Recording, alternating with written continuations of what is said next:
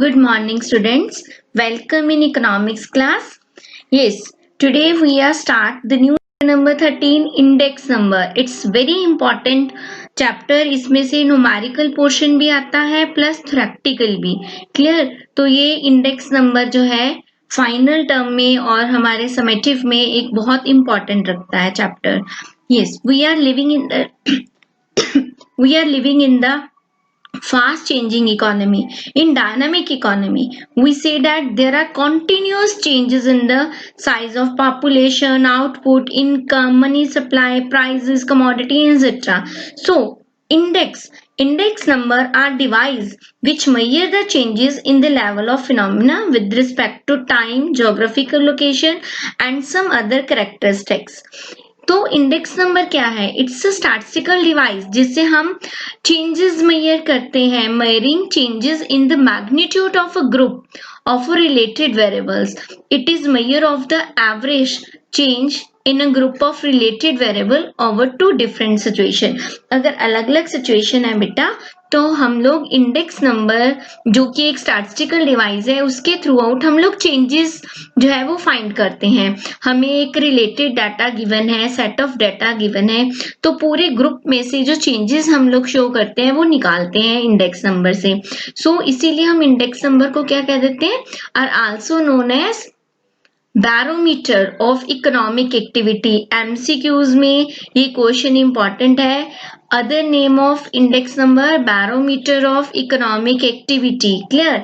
Index number बेटा हम लोग कंपैरिजन पर्पस के लिए भी यूज करते हैं. तो इसीलिए index number are use to feel the pulse of the economy. We can say if we want to check the pulse of economy then we use the index number device. Yes. Next features और characteristics of index number. कौन से feature है? Number 1, index number are express in term of percentage. हमेशा हम इसको measure करते हैं percentage में. However percentage sign is never use. Percentage में जरूर निकालेंगे बट साइन परसेंटेज यूज नहीं करेंगे इसमें. Index numbers are relative measurement of group of data. हमेशा हम इंडेक्स नंबर कहाँ निकालते हैं? जो हमें group of data relative data दिया है तो हम उस ग्रुप ऑफ डेटा को यूज करके इंडेक्स फाइंड करते हैं. एंड इंडेक्स नंबर इसी तरह index number measure the effect of change in relation to time और place. Yes, index number are used to compare which take place over period of time between location and in categories. Clear? For example, cost of living may be different at two different places at the same time. अब लोगों की income के according cost of living जो है दो अलग अलग different places में डिफरेंट हो सकता है पीपल्स के बीच में ना. और cost of living in one city can be compare across the period of time. हम किसी एक सिटी के भी लोगों का अलग अलग टाइम पीरियड में किसी एक सिंगल सिटी के लोगों का कॉस्ट ऑफ लिविंग भी फाइंड कर सकते हैं. मैंने स्टार्टिंग में ही बताया था बेटा कि we are living in a fast changing economy. हमारी इकोनॉमी बहुत चेंजेस आते हैं, डायनामिक इकोनॉमी है जिसमें और चेंजेस हम मेजर करते हैं इंडेक्स के थ्रू आउट. क्लियर? नेक्स्ट है they are express in numbers. ये एक्सप्रेस किस फॉर्म में होते हैं? नंबर की फॉर्म में यूज होते हैं. Index number measure the change not capable of direct measurement. बेटा इसमें इंडेक्स नंबर में हम स्टडी क्या करते हैं? Only changes in the effect of such factor which cannot be measure directly. अब जैसे कई चीजें ऐसी होती है जिन्हें हम डायरेक्टली नहीं मेजर कर सकते लेकिन through out the index number हम उनके द्वारा उनसे जो चेंजेस आ रहे हैं इकोनॉमी में वो क्लियर करते हैं. नेक्स्ट आता है problems in construction of index number. Very very important question for the point of exams point of view. 3 और 4 मार्क्स के लिए इंपॉर्टेंट क्वेश्चन है. हाँ जी, जब हम इंडेक्स प्रिपेयर करते हैं उसकी कंस्ट्रक्शन करते हैं तो क्या प्रॉब्लम हमें फेस करनी पड़ती है? बहुत सारी प्रॉब्लम आती है. बहुत सारा ट्रैकल कॉन्टिन्यूज डेटा हमारे सामने आ जाता है. हम कंफ्यूजन में हो जाते हैं कि हम क्या चीज ऐड करें क्या नहीं करें ना. तो फर्स्ट जो आती है problem that is purpose of index number. There is know all purpose index. सब सारे पर्पस के लिए तो इंडेक्स तो नहीं फ्रेम हो सकता है. अब every index has a limited and specific use और पर्पस. हर किसी का एक स्पेसिफिक यूज होता है. और सबसे पहले जब हम इंडेक्स बनाते हैं तो हमें सबसे पहला स्टेप जो है केयरफुली डिफाइंड करना चाहिए अपना पर्पस कि हमारा पर्पस क्या है. It should be clearly decided what index is to be measure and why. हम क्यों इंडेक्स बना रहे हैं और किसके रिगार्डिंग बना रहे हैं, क्यों बना रहे हैं. अगर हम ऐसे करेंगे then it would lead to, if we fail to decide the purpose of index then it would lead to confusion, wastage of time and money. हमारा टाइम जाएगा, wastage of हमारी मनी होएगी और हम कंफ्यूज भी रहेंगे कि हम इंडेक्स किस पर्पस के लिए बना रहे हैं ना. कोई भी चीज जब हम करते हैं तो हम क्या करते हैं, सबसे पहले माइंड में सेट क्या करते हैं, purpose. Second is selection of base year. अब बेस ईयर क्या होता है, a base year is a reference date from which an index number is calculated.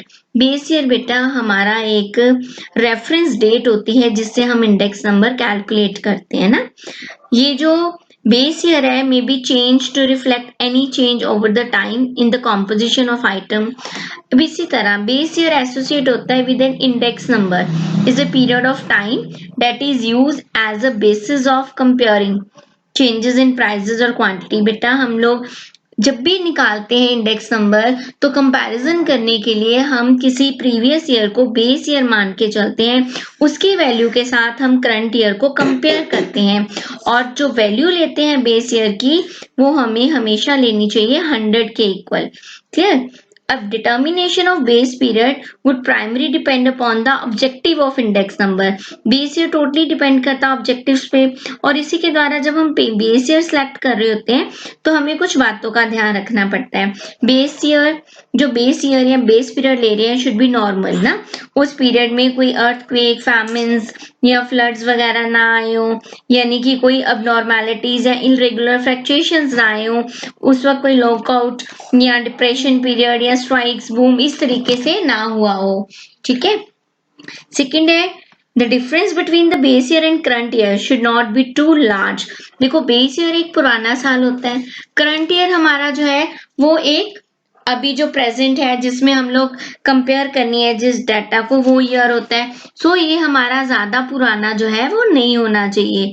Base year जो है वो ज्यादा पुराना नहीं होना चाहिए.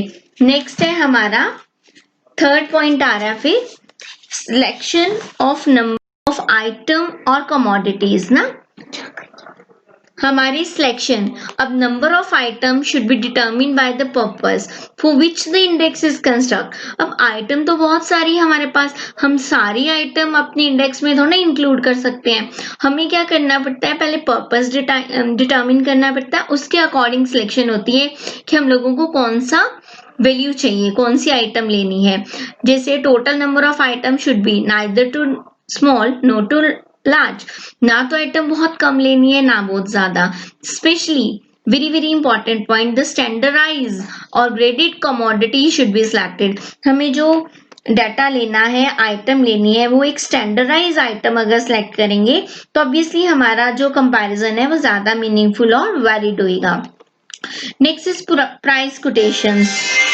Next is price quotation.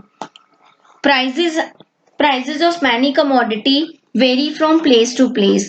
It is not practically possible to collect price quotation from all places where a commodity is dealt.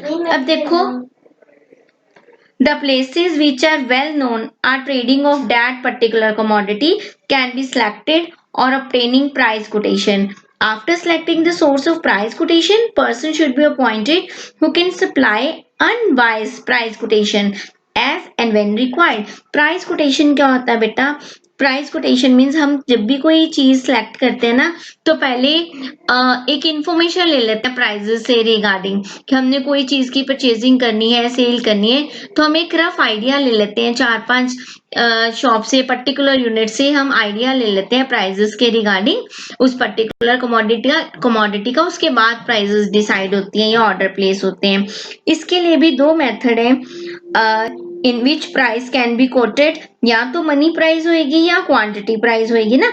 या तो हम मनी के अकॉर्डिंग देखेंगे कि 20 रुपए की किलो शुगर लेनी है यानी कि मनी के बेसिस पे हम केजी डिसाइड करेंगे, या क्वांटिटी प्राइसेस होती है जिसमें हम क्वांटिटी पहले रखते हैं, जैसे 50 ग्राम ऑफ शुगर जो है फॉर 1 रुपी ना। अब इसमें क्या है, 50 gram of sugar for 1 rupee means quantity price है ये। इसी तरह ये डिसीजन जो है must also be made as to whether the wholesale price or retail price are required। अब हमें देखना पड़ता है कि हमें कौन सी प्राइस लेनी है, होलसेलर की प्राइस लेनी है या रिटेल की, क्योंकि इन दोनों की प्राइसेस में भी डिफरेंस हो। Next is selection of the average. Different type of average such as arithmetic mean, mode, median, हम कुछ भी यूज कर सकते हैं। प्रैक्टिकली अगर हम देखें तो मीन एंड मीडियन मोड जो है आर नॉट सुटेबल। नेक्स्ट है, अगर हम देखते हैं तो मीन और मोड ये सुटेबल नहीं होता इंडेक्स के लिए, लेकिन बेस्ट एवरेज जो है इंडेक्स नंबर को मेजर करने का, डेट इज ज्योमेट्रिक मीन। आपको एमसीक्यूज में आ सकता है, geometric mean is the best average in the construction of index number. Clear. Next है selection of appropriate weighted. The term weight refers to the relative importance of different items। अब देखो सारी items हमारे लिए इक्वल नहीं होती, कुछ items को हमें ज्यादा इंपॉर्टेंस देनी पड़ती है, कुछ हमारे लिए ज्यादा इंपॉर्टेंट होती है, कुछ हमारे लिए नॉर्मल होती है। ठीक है, जैसे the commodity included for the construction of index number like food, clothing, housing, transport etcetera are not of equal importance. अब the system of allocating weight to different item is at most important. अब देखो कईयों में हमें लगता है कई बारी कि हमारे कईयों के लिए फूड बड़ा इंपॉर्टेंट है, कई ट्रांसपोर्टेशन खर्चे को ज्यादा इंपॉर्टेंट मानते हैं, कईयों के लिए हाउसिंग रेंट इंपॉर्टेंट है, कईयों के लिए बच्चों के स्कूल एक्सपेंसेस इंपॉर्टेंट है। मीन्स हर पर्सन जो है वो अपने एक्सपेंसेस या अपनी आइटम जहाँ पे वो खर्च कर रहे हैं या जो उसको ज्यादा इफेक्ट कर रहे हैं वो अलग अलग लेवल से इफेक्ट करती हैं उनकी, वो उस आइटम्स को अलग से वेटेज देता है। और the weighted must be periodically revise. और हमें ये जो वेटेज है, आज हम किसी आइटम को वेट दे रहे हैं, मे बी कुछ टाइम पीरियड के बाद वो चीज हमारे लिए इतनी वेटफुल ना रहे ना, तो हमें ये चेक करना चाहिए, रिवाइज होता रहता है periodically in order to reflect the current behaviour of fluctuation in prices. जिस जैसे प्राइसेस में फ्लक्चुएशंस आती हैं तो उनके अकॉर्डिंग, हमारे करंट बिहेवियर के अकॉर्डिंग हम इसमें चेंजेस करनी चाहिए, अदरवाइज ये हमारे बिहेवियर पे भी रिफ्लेक्ट होएगा। Next is selection of N appropriate formulas. अब देखो बहुत सारे वेरियस फार्मूला और मेथड्स हैव बीन डिवाइज, इसके लिए बहुत सारे हैं मेथड, स्टैटिस्टिशियंस ने बहुत सारे, इकोनॉमिक्स ने बहुत सारे मेथड्स प्रोवाइड करे हैं, लैस्प्रे मेथड, पार्शे, Bowley method, Fisher method, but no single formula can be set to be appropriate for all type of index number. Clear, क्योंकि ये देखो फॉर्मूला जो है that is depend upon the purpose of the index, but also it is also depend upon the data availability. सिर्फ purpose ही important नहीं है हमारा, डाटा की अवेलेबिलिटी भी इंपॉर्टेंट होती है। क्लियर। तो आज हमने करा इंडेक्स नंबर की थ्योरी पोर्शन। इंडेक्स नंबर क्या है, इसके फीचर्स और इसकी प्रॉब्लम्स जो हमें इंडेक्स नंबर की कंस्ट्रक्शन में आती है। बेटा ये मैं दोबारा रिपीट कर रही हूँ, ये न्यूमेरिकल पर्पस के लिए भी इंपॉर्टेंट है, एक इसमें से न्यूमेरिकल भी 101% आता है और थ्योरी के चांसेस भी होते हैं 3 या 4 मार्क्स में आने के। ठीक है, तो इसमें हर ईच एंड एवरी पॉइंट जो है वो इम्पॉर्टेंट है। डेट्स ऑल आज के लिए, कल मिलेंगे इसके न्यूमेरिकल्स के साथ। Thank you very much.